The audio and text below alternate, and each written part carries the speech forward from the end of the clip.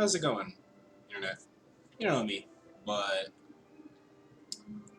I played a whole lot of PS2 games. Biggest nostalgia there. Some of my favorite games gotta be Radiata Stories, Ape Escape from the Prime, and Dragon Quest VIII. And that's what I want to talk about. So, Dragon Quest VIII came out, I think, 2005, maybe 4, for the PS2. Great game. Loved it. Bought it again. Ruined the disc because I was a dumb kid and I couldn't take care of discs when I was in middle school. But it eventually actually re-released on the 3DS. And that's kind of what I want to talk about. Now, I'm not super edit savvy. I'm not super great at editing videos. So if there are jump cuts, it's going to basically be, you're going to see me reach over and then pause it and then try to gather what I want to say. But, so it came out on 3DS, and there are a whole lot of quality of life changes.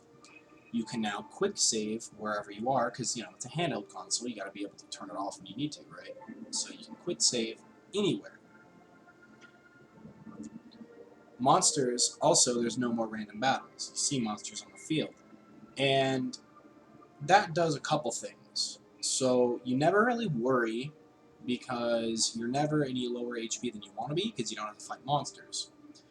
You can always save before any boss and not really worry about it. It doesn't matter. And you can farm like perfectly. Like at the beginning, fight some Bunicorns, get the best experience per monster that you can get the best money per monster, and then Metal Slimes. You can literally just turn around, get rid of monsters until they pop up, and then, bam, Metal Slimes. You can specifically only fight them, so it's extremely easy to consistently kill them. Like, oh, a couple of them run away. Alright, we're going to be fighting them again your very next fight, because you're not going to fight anything else. And that just kind of destroys the balance of the game, in my opinion. I don't know if Level 5 was like a really important developer on the game, but they didn't help with the 3DS version at all. Like if you boot it up, it'll say Armor Project, Bird Studio, and Square Enix, whereas if you boot up the PS2 version, it will say Armor Project, Bird Studio, Level 5, and Square Enix. So I don't know if they had a major part with developing the game itself or handling some of that stuff, but whoever really did the kind of legwork with porting it kind of didn't care about the balance the game had. To give a bit of perspective, when I originally finished the game, I beat I'm talking about, beating Ganon, basically, not doing all this extra stuff afterwards, right? So I beat Rapthorn at, like, level 45 or 48? I think maybe 49, actually. So, 49. So after that, I went to the Heavenly Dais, started doing whatever, all that great. I didn't finish my playthrough on Dragon Quest VIII, but I was level 45 when I got to Irkutsk, which is a fair bit before you actually fight Rapthorn. You haven't done anything in Impichu, you haven't done the Shadow World at Impichu, you haven't done any of the other stuff like the fucking Monster Valley, none of that. So there's a whole bunch of extra shit you haven't done, and I'm already about the level that I fought Rapthorn on. I don't think they really changed stuff. I think some of the bosses are a little bit buffed, but that really doesn't do a whole lot because the main problem with, boss, you have to kind of go through the entire dungeon. You have to worry about what you're going to fighting it cleverly. Like, going through Rapthorn's dungeon is actually kind of hard. Like, the first time you go through it, you're probably going to get a couple items and eventually going to go back because there's really tough monsters there. Probably going to rely a lot on your monster team. But in 3DS, you just don't fight unless you want to. You fight maybe an enemy one time, see that, oh, it doesn't give great XP or great gold, and then you don't fight it again. That's kind of lame. And then, so I never finished my 3DS playthrough, but my brother, who has also finished the PS2, has finished it. And from what I understand, after you fight the ghost pirate motherfucker, you get Red, and Red can get Kazing, and also she's just a damage character. So a damage character with heal, like a Resurrect that hits the whole party, is, or maybe it doesn't hit the whole party, but definitely has a whole lot better chance to res than just Zing, right? And then there's Mori, who can just tension anybody up, potentially 2 times, without ever getting the Temporal. He has like a strike for almost every monster type, and generally just, from what he's told me, he can one-shot a lot of enemies just on his own. You don't really need some of the other characters once you get him. You cycle out Yangus and Jessica.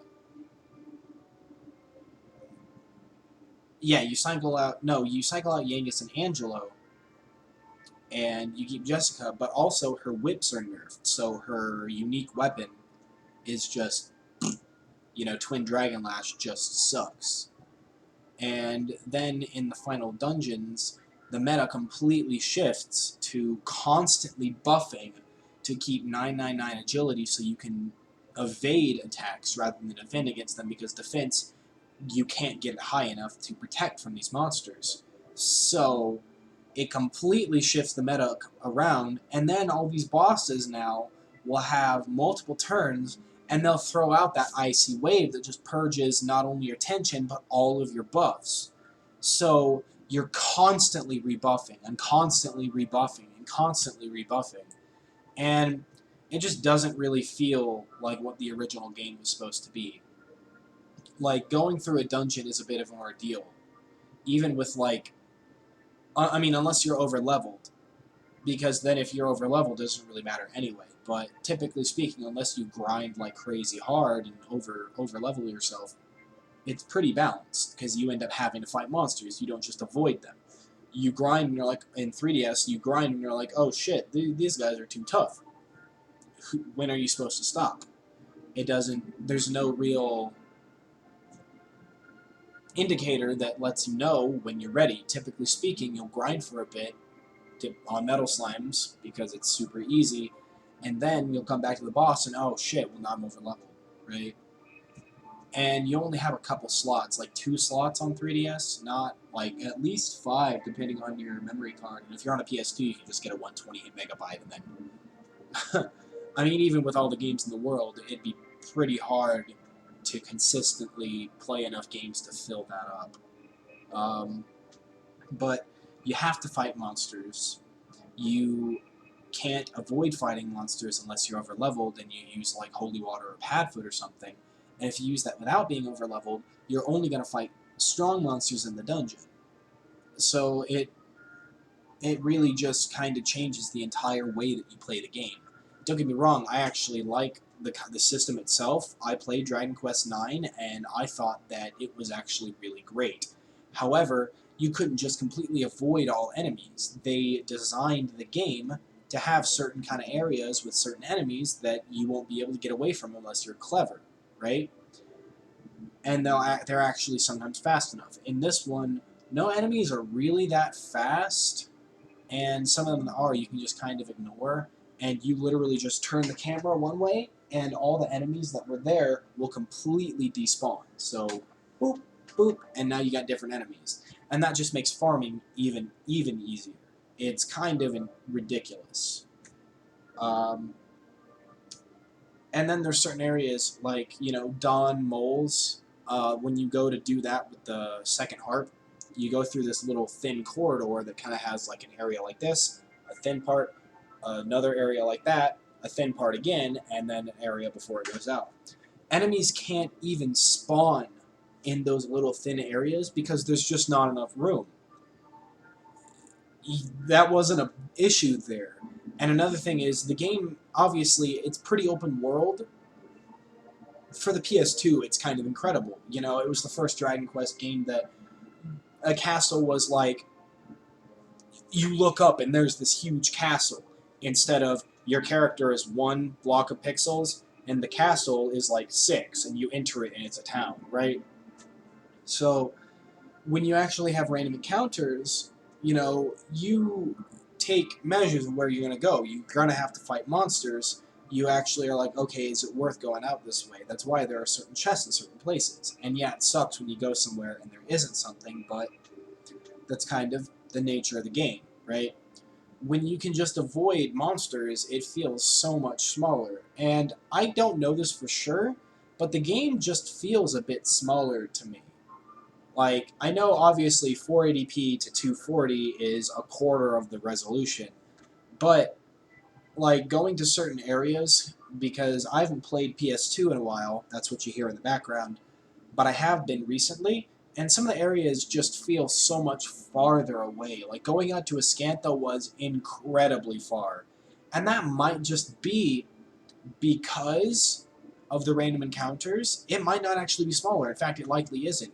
But that's the thing there. When you avoid monsters, you just don't fight anything unless you want to, get to a safe spot or whatever. In this, you can't do that. You have to fight monsters. There's no ignoring stuff.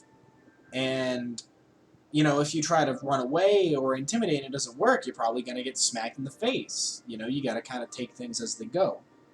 But it's also certain monster types and monster combinations. You just won't figure it out. Like, how many of you have only played the 3DS version of Dragon Quest VIII? Knew that the Pan Piper, if you leave him long enough, he'll change his facial expression and become an angry dude. And he'll hit for, like, at the time when he's a relevant enemy, like 21 damage, which is a fucking insane amount. When would you ever find that out on 3DS? The Mumbo Jumbo guys, you know, Mum, the tall dude Bo, Mum and Jum are the two dudes with the swords, and then Bo is the big round dude. I have just looked around intentionally trying to get those to form into the big dude with the two swords, and they just won't. It's so hard to get those characters together, and then you have to sit there and just defend and wait for them to do it. Whereas that never happens on PS2. You get random pop-ups, and sometimes that stuff like that happens. It just kind of comes as you go. I understand I'm not the biggest fan of random encounters. However, I really think that with the environments that Dragon Quest VIII has been designed with, taking that out and putting the monsters on the field and having them be constrained by kind of how many can be on screen because of the 3DS's limited processing power, and how many can fit within a physical area, I really think that it just kind of takes away from the original experience of the game. This has been my little TED Talk, but it just kind of makes me sad. I'm glad that a lot of people probably played the game who wouldn't have otherwise because it was on the PS2 and because it released on 3DS. But some of the quality of life changes that they added from other games like Dragon Quest IX, which came out like pretty soon after on the DS, they just don't fit the design of the game, in my opinion. And honestly, I wish there was maybe like a patch or something that could change some stuff, maybe kind of rebalance it. That's another thing I almost forgot. The music. On the 3DS, it's terrible. In the background, you might faintly hear that. The original soundtrack was completely orchestrated, and all of it is beautiful. It's great. That's one of the worst parts about Dragon Quest XI, if you don't play it on the Switch, is it has the synthesized soundtrack that just sucks. They started out with that, and then made the definitive edition on the Switch have the only version to have that. Maybe they updated the version on PC, but I wouldn't know. I don't actually have it. I don't have a Switch either. But if you have a homebrewed 3DS, you can actually patch the game, digital or cartridge. I have a patched cartridge now. And it will patch the music somewhat, but it's not perfect. The bar music doesn't work. It's always the synthesized version. And then, so when you're in towns, it can actually go from day to night or night to day, right? If you go into town where it's day and you have the day theme and then it switches to night while you're in the town, it will play the 3DS version of the song. If you exit out and come back, it will play the right version, but just some stuff like that, and I haven't played all the way through it, but some cutscenes have actually really nice music that sounds great orchestrated, that it just sounds really empty or not nearly as full as it should on the 3DS synthesized version. And, I mean, unless you save before every cutscene, you know they're coming, and that kind of defeats the purpose. You might miss out on some really good music that will only play one time in the game. And then there's also censoring, too. I don't really care, like, oh no, Jessica doesn't have, like, her dress is more covering or whatever. It's a little ridiculous on PS2, like, literally every movement she does, her fucking boobs will do some kind of crazy movement, and the shirt she has literally goes from, like, here to there, and it's gotta be held up by some magic or shit, because if she fucking took a step, they would pop out for Bangers and Mash to just see in all their glory. So, I don't know, maybe she's got a magic sword or something, so they kind of changed that. But some stuff does suck, like Marcello uses the staff to like drain his energy or something on the 3DS version, which is just kind of stupid and lame, where like he stabs himself with it on the PS2. Or if he doesn't do that, he like cuts himself with like a dagger or something. I haven't played in a while, so I don't remember, but he physically wounds himself to sacrifice to the fucking staff, which, you know, 3DS kind of nerfing. And I know I'm rambling at this point, but Jessica's voice actor just isn't as good on the 3DS. She has a different voice actor, or voice actress, excuse me, and she just sounds really over the top, like very like Karen-y, like kind of SJW-ish. Like someone who would ask for the manager or like, you know, freak out over something very small, right? And the original like I hadn't heard it in a while on the PS2 because like I said I hadn't played it since I was younger. But I just remember being really annoyed with how Jessica sounds on the 3DS. And playing through again on the PS2, that's not there. It's just not. She's not obnoxious. So, that's not something that I can really hold against the voice actress. You know, she did whatever job she did, what the directors told her to do, and they might not have been able to get the old one, but I really wish that they didn't kind of change the meta so much, add in the DLC characters who are just way more busted than the others, so you have to replace them. And then, I mean, like, okay, they did buff spears in 3DS because there's a couple more, and I think it's just generally stronger. But that they nerfed Jessica's only. I mean, she gets daggers, which evolves into swords, and then stabs, which Angelo also uses. Her whips are actually super useful with Twin Dragon Lash, but in the 3DS version, it's nerfed by like a significant amount, or it just doesn't do damage. Jessica actually does competent damage right now. I'm level 19, she's level 17, I being the hero. Genghis is also level 19, and Angelo is also level 17. But she does really competent damage with Twin Dragon Lash when she hits like a smaller group of enemies or a single target. She does like more damage than Yankees, which for a 3-mana spell is really good. Jessica just doesn't have a great way to do damage otherwise. And I mean, yeah, who's the other unique, like, Hero gets Boomerang and Spear, which are usable in 3DS, but, and Spear is actually kind of on par with Sword, at least compared to PS2, where it's just way better. But who's the other one who has a really unique weapon? Angelo. Bows. You will phase him out for Red and Mori because they're just better.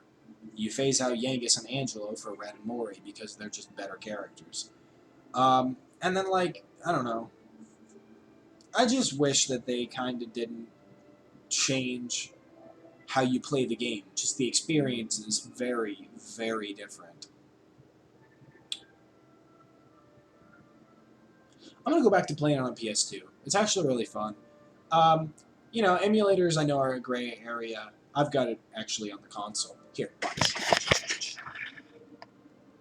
Oh, yeah, my... See? CRT, it's over there. Bam!